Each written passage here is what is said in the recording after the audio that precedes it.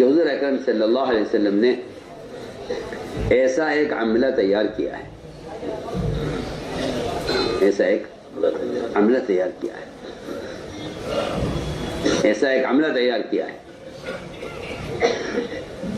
ایسا تحمل والا عملہ تیار کیا ہے کہ جس میں لوگوں کو باوجود اختلاف کے اندر گھسنے کا راستہ ملتا تھا، ایسا تحمل اختیار کیا، ایسا تحمل کا عادی بنایا، ایسا تحمل کا عادی بنایا۔ اس لیے ہم نے عرض کیا کہ اس راہ میں چلنے کا جو سب سے بنیادی سبب ہے اور تمام خیریں کو حاصل کرنے کا جو بنیادی ذریعہ ہے وہ صرف صبر ہے، وہ صرف صبر ہے، وہ صرف صبر ہے، جس پر ہمارا عملہ تیار نہیں ہے، اس پر عملہ تیار نہیں ہے، وہ صرف صبر ہے۔ اس لیے کہ حقیقت یہ ہے کہ جہاں صبر کی انتہا ہوتی ہے وہاں سے مدد اور نصرت کی ابتدا ہوتی ہے۔ صبر کی جہاں انتہا ہو جائے وہاں سے مدد کی ابتدا ہوتی ہے، جہاں صبر کی انتہا ہوتی ہے وہاں سے مدد کی ابتدا ہوتی ہے۔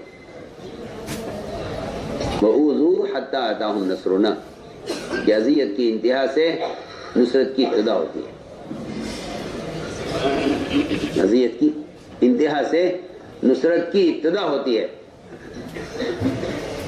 اس لیے حضور اکرم صلی اللہ علیہ وسلم نے اپنے صحابہ کو ٹٹول کر دیکھا تھا کہ ان میں صبر کرنے کا مادہ اور مزاج کب تک ہے، کیا ارادہ ہے۔ ابو ذر غفاری رضی اللہ تعالیٰ عنہ مسجد میں لیٹے ہوئے تھے، آپ نے ان کو اٹھایا، فرمایا ابو ذر مسجد کیوں سو رہے ہو؟ عرض کیا میرا کوئی گھر نہیں ہے، میں نے گھر بنایا بھی نہیں ہے، میرا کوئی گھر نہیں ہے، اس لیے مسجد میں سو رہا ہوں۔ اب میں ابو ذر یہ بتلاؤ، جب تمہیں مدینہ منورہ سے نکالا جائے گا تم کیا کرو گے؟ عرض کیا کہ میں صبر کروں گا اور ملک شام چلا جاؤں گا، ملک شام میں اپنا گھر بنا کر وہاں رہوں گا، کیونکہ وہ انبیاء کی زمین ہے۔ آپ نے فرمایا کہ جب تم ملک شام سے نکالا جائے گا پھر کیا کرو گے؟ کہ پھر مدینے آ جاؤں گا۔ آپ نے فرمایا جب مدینے سے تمہیں دوبارہ نکالا جائے گا پھر کیا کرو گے؟ ایک سوال پہ سوال ہو رہا ہے کہ معلوم کرنا چاہتے ہیں کہ جب ان کو ستائے جانے کی حد ہو جائے گی پھر یہ کیا کریں گے؟ تو ابو ذر غفاری نے عرض کیا کہ پھر میں تلوار لے کر ان عمرا کا مقابلہ کروں گا۔ فرمایا ابو ذر صبر کرتے رہنا، برداشت کرتے رہنا، اسی حالت پر ہماری تمہاری ملاقات حوض کوثر پر ہوگی، اسی حالت پر ہماری تمہاری ملاقات حوض کوثر پر ہوگی۔ 2-4 سال 10 سال کی کوئی مدت نہیں بتائی، بلکہ فرمایا کہ صبر، کہ صبر کا تعلق تو قبر تک ہے، اور آپ نے اس کا جو نتیجہ بتایا اور اس کا جو فائدہ بتایا وہ یہ کہ اگر صبر کرتے رہے تو ملاقات حوض کوثر پر ہوگی۔ تو مجھے جو بات اصل عرض کرنی ہے کہ حضور اکرم صلی اللہ علیہ وسلم نے ایک ایسا عملہ تیار کیا جس عملے کی ایک بنیادی صفت اجتماعی، وہ صفت ان کے اندر صبر کی پیدا کی ہے، ان میں صبر کی صفت پیدا کی ہے، ان میں ایک صفت صبر کی پیدا کی ہے جس میں ان کی سخت آزمائش ہوئی ہے۔ دوسری صفت ان کے اندر پیدا کی ہے اطاعت کی، جس سے اعتماد پیدا ہوتا ہے، اعتماد پیدا ہوتا ہے اطاعت سے، اعتماد پیدا ہوتا ہے اطاعت سے، اعتماد پیدا ہوتا ہے اطاعت سے، اور اطاعت کا بوجھ ڈالا جاتا ہے طبیعت کے خلاف، کہ اس سے عملہ معتمد ہو جاتا ہے، عملہ اس سے معتمد ہو جاتا ہے، اعتماد پیدا ہوتا ہے اطاعت سے۔ اعتماد پیدا ہوتا ہے اطاعت سے، اور اس میں حالات اور طبیعت کے خلاف ایسے سخت امتحان آتے ہیں کہ اس سے فیصلہ ہو جاتا ہے کہ ہاں یہ معاملہ معتمد ہے، کیونکہ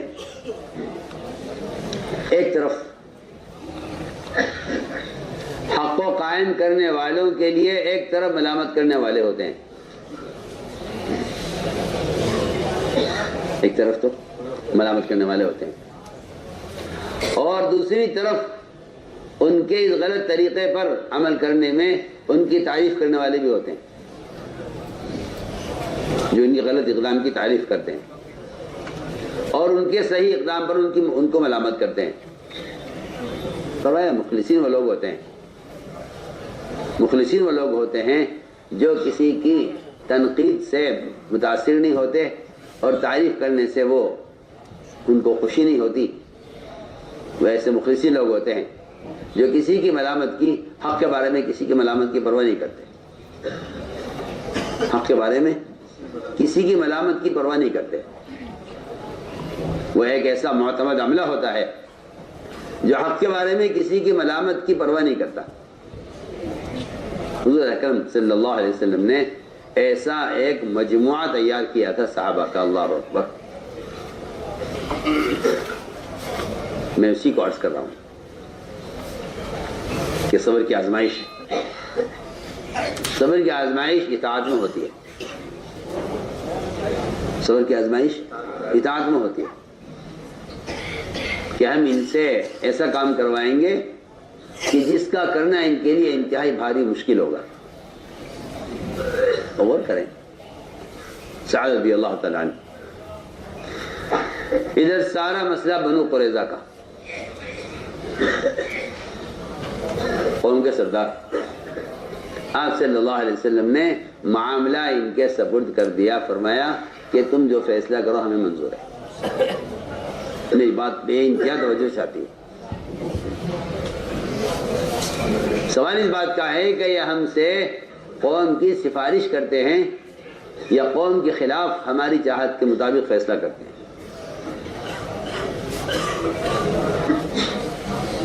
میں آپ سے بہت ضروری بات عرض کر رہا ہوں، وہ جو عملہ بکھرتا ہے اس کی بنیادی وجہ یہ ہوتی ہے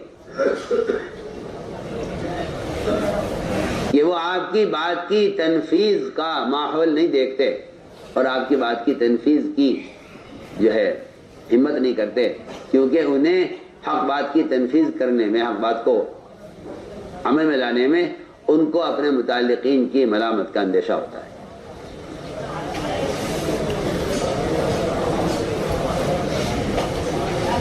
انہیں اپنے متعلقین کی ملامت کا اندیشہ ہوتا ہے کہ میں نے ان کو ہم کیا جواب دیں گے۔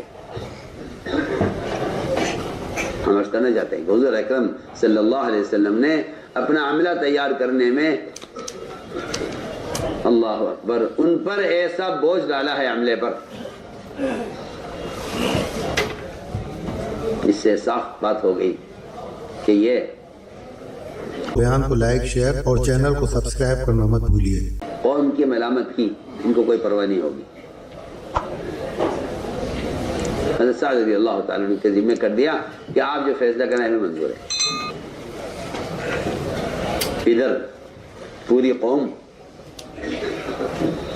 اور ادھر آپ صلی اللہ علیہ وسلم، آپ نے فرمایا کہ جو فیصلہ تم کرو ہمیں منظور ہے۔ اول تو بات یہ ہے کہ عملے کا ایک فرد بھی اتنا معتمد ہے کہ پوری قوم ایک طرف ہوگی اور یہ سعد رضی اللہ تعالیٰ عنہ یہ ہماری چاہت کے مطابق قوم کے خلاف فیصلہ کریں گے۔ انہیں سے کوئی پرواہ نہیں ہوگی کہ قوم مجھے کیا کہے گی، میرے قوم کے ساتھ معاملات ہیں، ہمارے تعلقات ہیں، ہماری رشتہ داریاں ہیں، ان کا کیا ہوگا، کچھ نہیں۔ میں عرض کرنا چاہتا ہوں کہ حضور اکرم صلی اللہ علیہ وسلم نے ایسا عملہ تیار کیا تھا کہ کہیں سے کوئی تعلق، کوئی رشتہ داری، کوئی قرابت داری، کوئی تجارتی تعلقات، آپسی معاملات، کون سی چیز ایسی ہے جو حق کے نافذ کرنے میں رکاوٹ بن سکتی ہو اس سب کو آپ نے کٹوایا ہے، اس سب کو آپ نے کٹوایا ہے۔ میں آپ سے بہت ضروری بات درج کر رہا ہوں، سب کو کٹوایا۔ فرمایا کہ تم میں کرو تو کوئی شخص اس وقت تک مومن ہو نہیں سکتا جب تک اس کے دل کی تمام چاہتیں اور اس کی چاہت کے تمام رشتے سب کے سب کٹ کر صرف محمد صلی اللہ علیہ وسلم اور اللہ کا تعلق باقی نہ رہ جائے، اس وقت تک تم مومن نہیں ہو سکتے۔ سعد رضی اللہ تعالیٰ عنہ سے فیصلہ کروایا، قوم خوش ہو گئی کہ ہمارے سردار ہیں، ہمارے حق میں فیصلہ کریں گے۔ ادھر آپ صلی اللہ علیہ وسلم اور صحابہ، ادھر پوری قوم، درمیان میں سواری پر حضرت سعد رضی اللہ تعالیٰ عنہ آپ کی طرف چہرہ نہیں کیا شرم کی وجہ سے، اور قوم کی طرف منہ کر کے پوچھا آپ صلی اللہ علیہ وسلم سے، خطاب آپ کو کر رہے، بات آپ سے کر رہے، چہرہ رکھا ہے قوم کی طرف، اور یہ کہا کہ اے محمد صلی اللہ علیہ وسلم اگر آپ یہ بتائیے جو میں فیصلہ کروں گا آپ اس کو مانیں گے؟ یہ معمولی بات ہے، یہ معمولی بات ہے۔ رسول کے سامنے یہ کہنا کہ جب میں فیصلہ کروں گا آپ مانیں گے، اور اتنا معتمد فرد ہے کہ ساری قوم ایک طرف ہے، لیکن آپ نے فرمایا سعد جو فیصلہ تم کرو گے ہم مانیں گے۔ سوچئے آپ، میں تو آپ کو ایک بہت ہی اہم مثال دے رہا ہوں۔ ہم بہت معمولی چیزوں میں یہ کہتے ہیں کہ نہیں یہ بات چلنے والی نہیں ہے، تو اس کو ہمارا طبقہ اس کو لے گا نہیں، اور وہاں اللہ اکبر، وہاں غور کیجئے کہ وہاں سعد رضی اللہ تعالی عنہ، ادھر پوری قوم، اور آپ نے معاملوں کے حوالے کر دیا کہ تم جو فیصلہ کرو۔ ادھر قوم سے کہا کہ جو فیصلہ میں کروں گا تم مانو گے؟ اس وقت چہرہ کیا آپ صلی اللہ علیہ وسلم کی طرف، یہ بہت ہی ضروری بات ہے، چہرہ آپ کی طرف کیا۔ اس کا مطلب یہ تھا کہ نبی جی قوم جو بھی چاہے مگر میرا چہرہ قوم کی رائے کے موقع پر آپ کی طرف رہے گا۔ میں بہت ضروری بات عرض کر رہا ہوں، میں تیری بات کو سمجھنا بہت مشکل ہے مگر مجھے کہنا ہے۔ جب فیصلہ ہو رہا ہے نبی کی چاہت کے مطابق تو کہہ دیا کہ آپ نے مایا کہ عرض کیا کہ جو فیصلہ میں کروں گا آپ کو منظور ہوگا، اس وقت چہرہ قوم کی طرف ہے، یہ بتانے کے لیے کہ ہاں کہ تم خوش نہ ہونا کہ میں رسول سے پوچھ رہا ہوں کہ میں فیصلہ کروں گا آپ کو منظور ہوگا، یہ فیصلہ رسول کا قوم کے خلاف جائے گا، اس لیے قوم کی طرف دیکھا ہے۔ اور جب آپ کی طرف دیکھ رہے تھے تو قوم سے پوچھ رہے تھے فیصلہ میں کروں گا تو منظور ہوگا؟ قوم نے کہا کہ ہمیں آپ کا فیصلہ، ہمارے سردار ہیں اور آپ ہمارے ساتھ وہی کریں گے جس کی ہمیں آپ سے امید ہے۔ فیصلہ یہ کیا سعد رضی اللہ تعالیٰ عنہ نے کہ اس قوم کو جڑ سے ختم کر دیا جائے، اس کے مال غنیمت بنا کر تقسیم کر دیا جائے، اس کے جوانوں کو قتل کر دیا جائے، اور ان کی بیوی ان کی عورتوں کو باندیاں بنا کر تقسیم کر دیا جائے، ان کی اولادوں کو غلام بنا کر صحابہ میں تقسیم کر دیا جائے، اس قوم کو جڑ سے ختم کر دیا جائے جو اللہ کے رسول کے مقابلے پر آئے۔ یہ ہمارا فیصلہ ہے۔ کوئی ہے نہیں صحابہ میں ایسا جس کے موت پر عرش ہل گیا ہو۔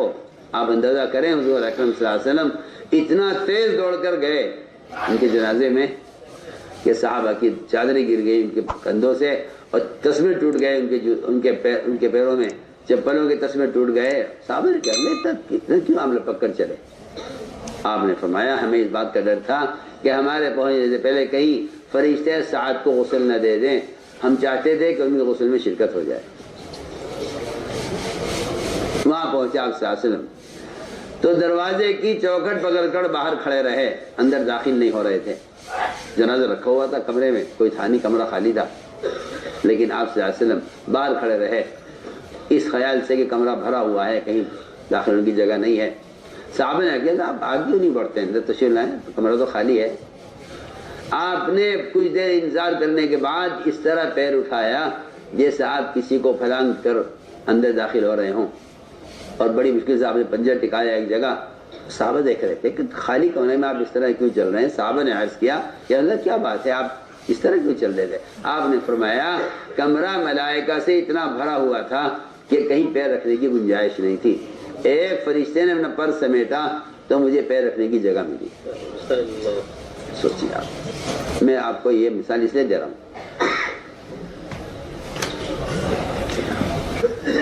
کہ ایسا صبر کرنے والے مخلصین کو کا یہ ان کا درجہ ہوتا ہے، یہ ان کا درجہ ہوتا ہے۔ ہم بہت آپ سے پہلی بات عرض کر رہے ہیں کہ آخر صبر کیا ہے؟ حق کی تنفیذ میں، حق بات کی تنفیذ میں جو ناگواریاں پیش آئیں ان کو برداشت کرنا صبر ہے۔ حق کی تنفیذ میں جو ناگواریاں پیش آئیں، حق کی تنفیذ جو ناگواری پیش آئے اس کو برداشت کرنا صبر ہے۔ حق کی تنفیذ میں جو ناگواری پیش آئے اس کو برداشت کرنا صبر ہے، کہ حق کو نافذ کرنا ہے،